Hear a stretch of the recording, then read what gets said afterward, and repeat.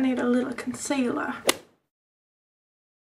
Hi guys, it's Brig, aka Beauty by Brig, and this is today's look. It is a bullet wound. Really easy, simple. If you really don't know what you want to be for Halloween, go ahead and do this. Throw this on your face. It's all good.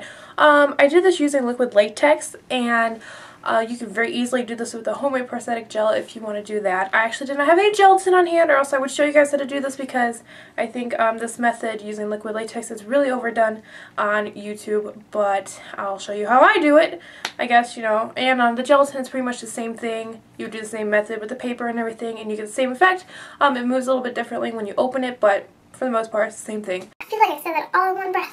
But I used latex because I wanted to get this video up before Halloween, because I have like 30 videos I want to share with you guys before Halloween comes, and I know it's not going to happen, but I want to get as many up as I can, especially because you guys have requested this one. Multiple people have requested me doing this look. So yeah, I'm going to shut up and get to the tutorial. So like I said, I'm using liquid latex. This is by Mayron. It's a flush tone.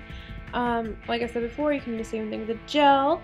But here I'm just applying it with a Q-tip because I didn't have a brush that I was ready to throw away. Let me just tell you guys that I didn't have very many things, so a lot of this is just what I had. And then I took a piece of tissue, stuck it on over top, put some more latex over that, spread it out, and make sure that you don't have any harsh lines. And that's another thing, when you tear the paper, you're going to want to make sure you don't have any straight edges on the paper. The more ragged, the better. You're just going to keep layering these. I did about, I want to say 8 layers of all this stuff. And again, just making sure the edges are blended in.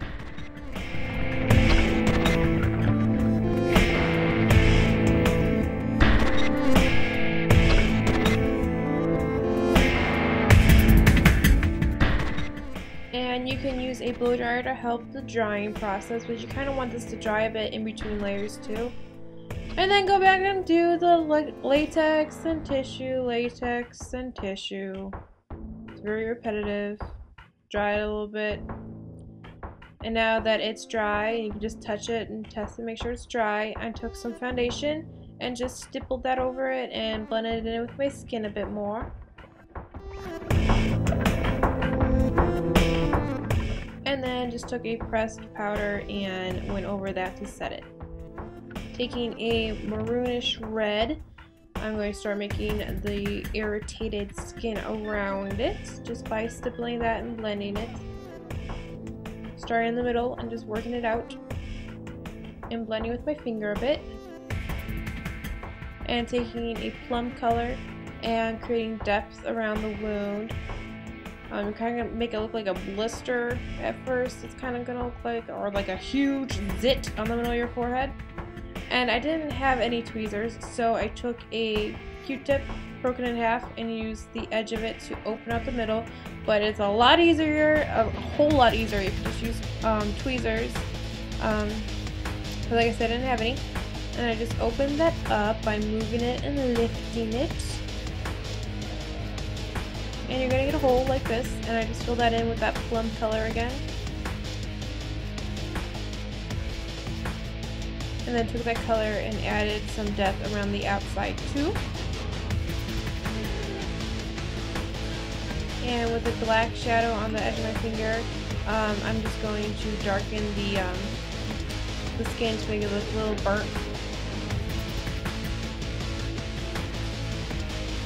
And with a orangish red color going around, just creating more irritation. And same thing with a purple color, dark purple. With a red lipstick, I'm putting that on a brush, a lot of it on a brush, and putting that inside the wound and dragging it out a bit, and then I'm going to blend it out with my finger.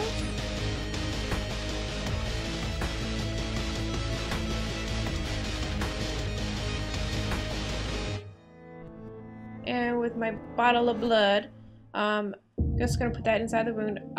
If you have the gelatin, go ahead and put some red food dye or this fake blood in the gelatin and put it on the wound. It'll make it look a lot better, in my opinion. But like I said, I didn't have any gelatin, so I just stuck the fake blood on there like this, and then patted out with the tissue a bit.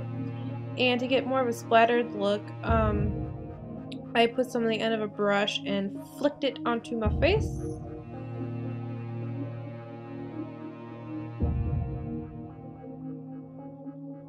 And I kind of went a little overboard with it.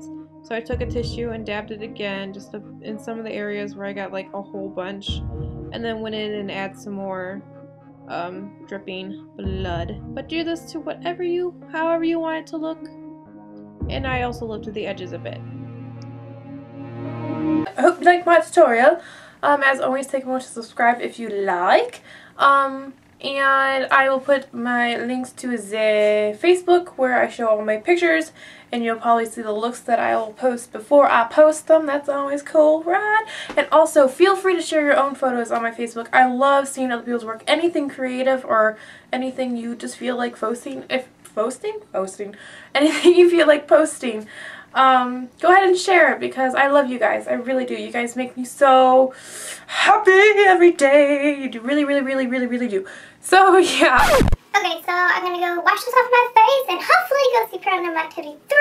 Nobody wants to go with me. Nobody ever wants to go to the movies with me. I think it's because I always talk during the movies. It's not like I'm just like talking during the movies. It's because like I'll be watching a movie and like I'll think, oh, this is gonna happen next. This is gonna happen next. Then I'll tell the person next to me and then I'll be right. And I'll be like, yes. Or like whenever I don't tell someone and I'm right, I always think, oh, I should have said it. And then it's like, just Brig, shut up and let me watch the movie. So I'm gonna shut up and let you go.